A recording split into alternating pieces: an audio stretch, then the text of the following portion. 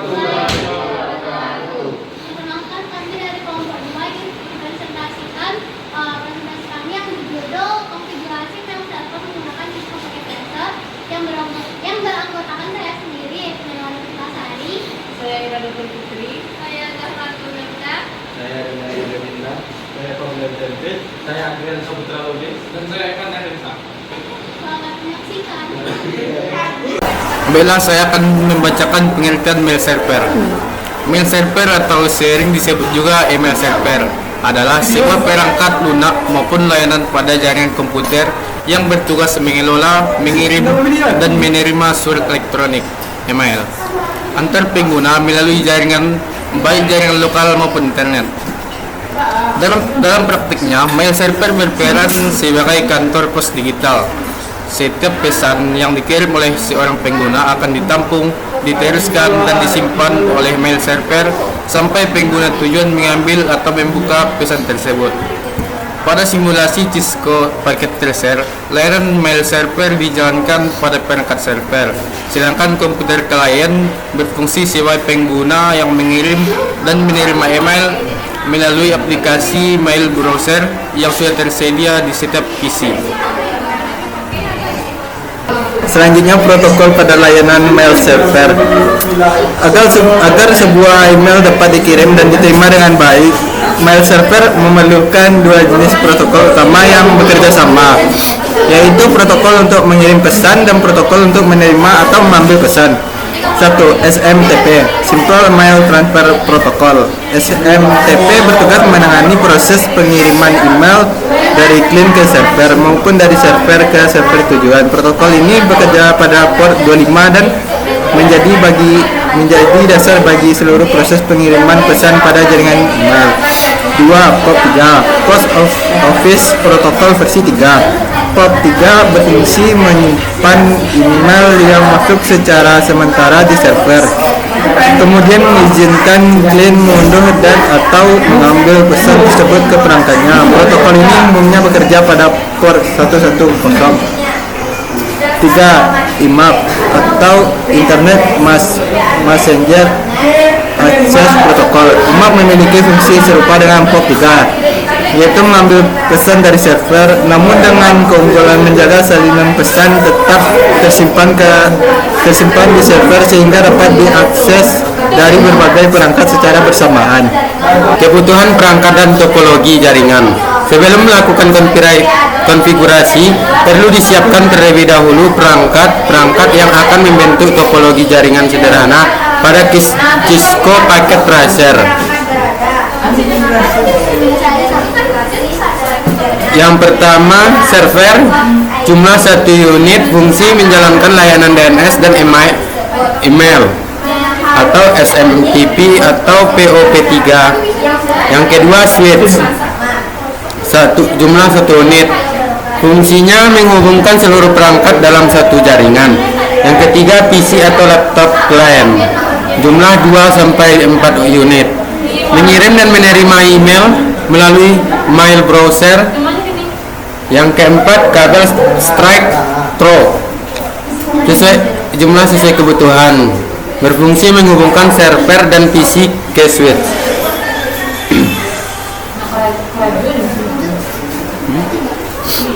Seluruh perangkat dihubungkan ke switch menggunakan kabel strike through. Pemilihan kabel ini penting karena menghubungkan dua jenis perangkat yang berbeda, yaitu end device atau server atau PC dengan perangkat penghubung switch. Langkah-langkah konfigurasi mail server. Yang pertama, konfigurasi IP address pada server. Tahapan konfigurasi yang pertama, klik 2 kali pada perangkat server lalu pilih tab desktop. Yang kedua, pilih menu IP configuration. Yang ketiga, pilih jenis pengalaman statik. Yang keempat, isi IP address, misalnya 192.168.1.2. Yang kelima, subnet max akan terisi otomatis, misalnya 255.255.255.0. Yang keenam, isi kolom DNS server dengan alamat IP server itu sendiri, karena server akan menjalankan layanan DNS sekaligus email. Baik, selanjutnya langkah-langkah konfigurasi mail server. 2. Konfigurasi layanan DNS. Layanan DNS domain name system digunakan agar alamat email dapat menggunakan nama domain yang mudah diingat. Misalnya email kampus ID, dan tidak harus selalu menuliskan alamat IP server secara langsung. Tahapan konfigurasi. 1. Pada perangkap server, pilih tab service. 2. Pilih layanan DNS. Kemudian pastikan statusnya dalam keadaan on. 3. Isi kolom dengan nama domain yang diinginkan, contohnya mail kampus ID.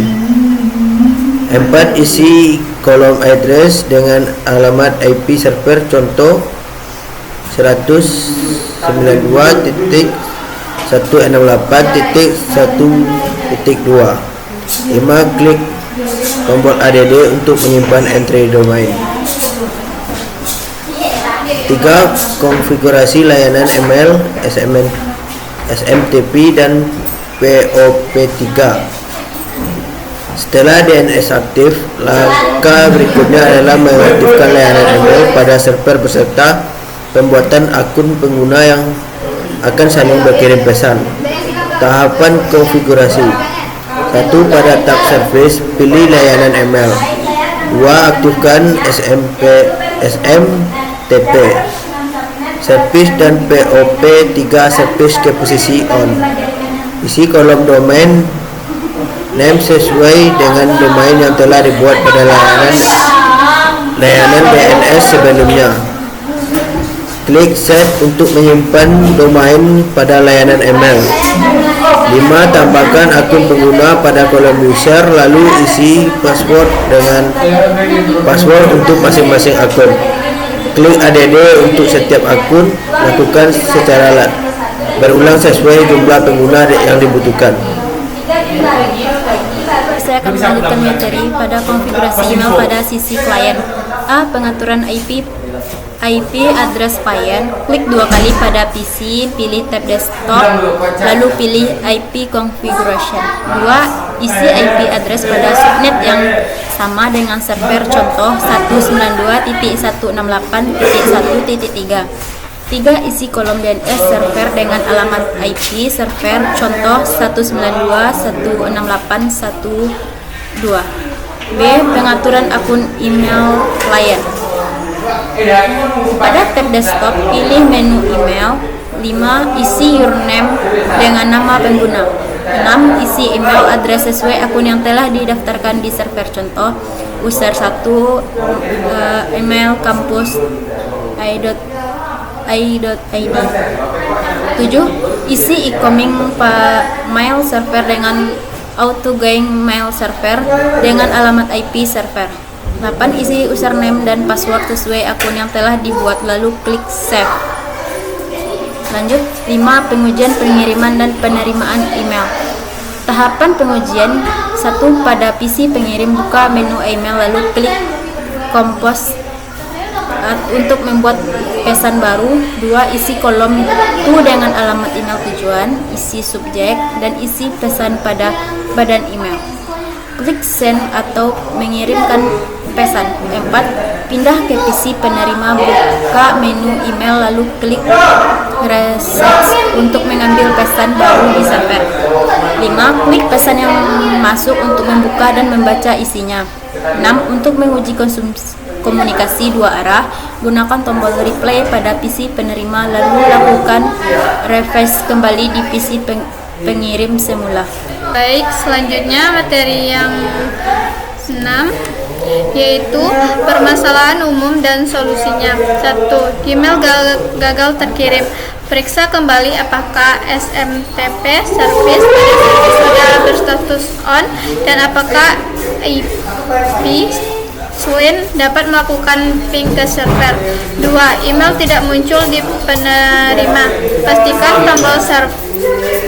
Pastikan tombol restart sudah ditekan pada PC penerima karena package tracer tidak melakukan sinkronasi otomatis. 3. Email tidak muncul di penerima. Periksa kembali penulisan domain pada alamat email harus sama persis dengan domain yang didaftarkan di server. Yang keempat yaitu tidak dapat login ke akun Gmail. Pastikan user nama dan password pada link sama dengan akun yang dibuat pada layanan email di server. Yang selanjutnya yaitu kelebihan dan kekurangan simulasi. Kelebihannya yang pertama yaitu mudah dipelajari oleh pemula, tidak melakukan koneksi internet, mempermudah pemahaman konsep layanan email, dapat digunakan sebagai media praktikum jaringan komputer. Sedangkan kekurangannya diantaranya karena hanya berupa simulasi, fitur mail server pada Cisco Packet Tracer masih sederhana dan tidak lengkap. Mail servernya seperti Microsoft Exchange, Zebra atau Postfix. Beberapa fitur keamanan dan administrasi email juga belum tersedia. Selanjutnya yaitu kesimpulan. Konfigurasi email server pada Cisco Packet Tracer memberikan gambaran nyata mengenai cara kerja layanan email pada sebuah jaringan, mulai dari pengalaman IP, layanan DNS, hingga protokol SMTP dan POP3 yang saling melengkapi dalam proses pengiriman dan penerimaan pesan. Melalui simulasi ini dapat dipahami bahwa keberhasilan sebuah layanan email tidak hanya bergantung pada satu komponen saja, melainkan pada keterhubungan yang tepat antara konfigurasi server, layanan pendukung seperti DNS, serta pengaturan yang sesuai di sisi klien.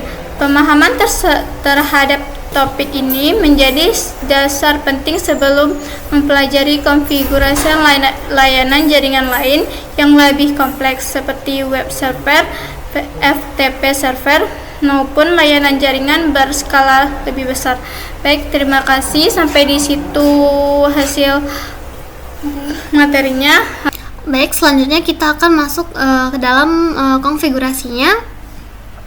Yang pertama, kita pilih server, kemudian kita pilih switch-nya,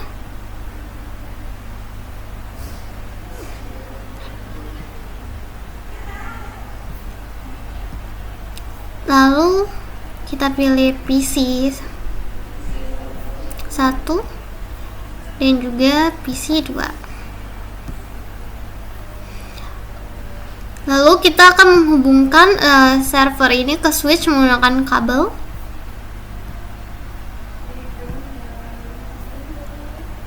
Dan juga switch, kita hubungkan switch ke PC 1 dan juga ke PC 2. Oke, untuk biar yang kuning-kuning ini lebih cepat hijaunya, kita klik bagian ini. Oke. Selanjutnya kita klik server.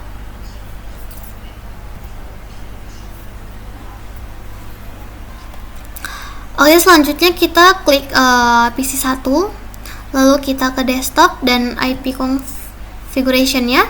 Di sini untuk IPv4 address-nya kita menggunakan 192.168.1.2 dan subnet mask-nya kita menggunakan 255.255.255.0. Untuk default gateway-nya kita menggunakan 192.168.1.1 dan DNS servernya sama, yaitu 92.168.1.1.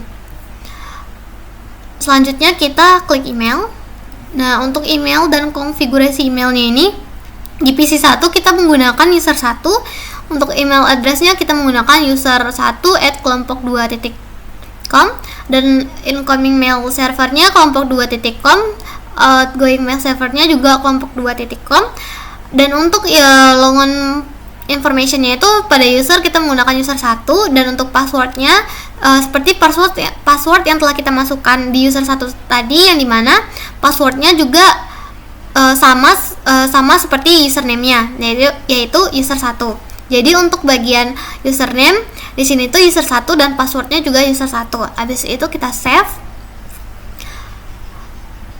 Selanjutnya kita melanjutkannya untuk PC kedua. Di PC kedua kita klik desktop, terus IP configuration-nya. Di sini IPv4 address-nya itu kita menggunakan 192.168.1.3. Untuk subnet mask-nya yaitu 255.255.255.0, dan untuk default gateway-nya di sini menggunakan 192.168.1.1. Untuk DNS servernya 192.168.1.1. Selanjutnya kita klik email. Untuk konfigurasi emailnya itu pada PC 2 kita menggunakan username yang kedua, yaitu user 2, email address-nya user 2 kelompok 2.com. Habis itu untuk incoming mail servernya menggunakan kelompok 2.com, dan outgoing mail servernya kelompok 2.com. Untuk logon informationnya di username 2 dan di PC 2 ini kita menggunakan username kedua kita, yaitu user 2, dan untuk passwordnya seperti password yang tadi menggunakan user 2 juga. Lalu di sini kita klik save.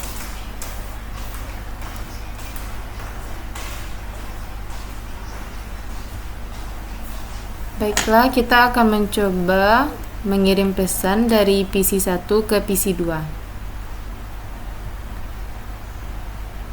Kita buka email, lalu compose, kita ketik user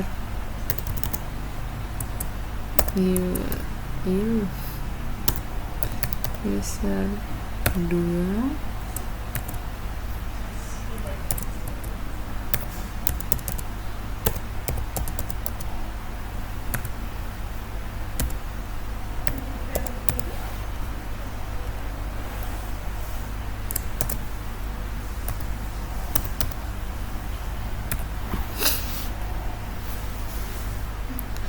Setelah itu kita bikin pesan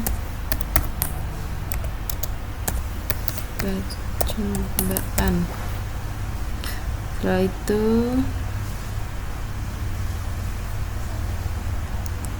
kita cek di PC 2.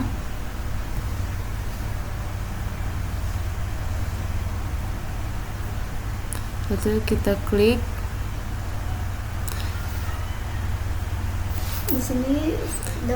Di sini dapat dilihat pesan dari PC 1 telah terkirim ke PC 2.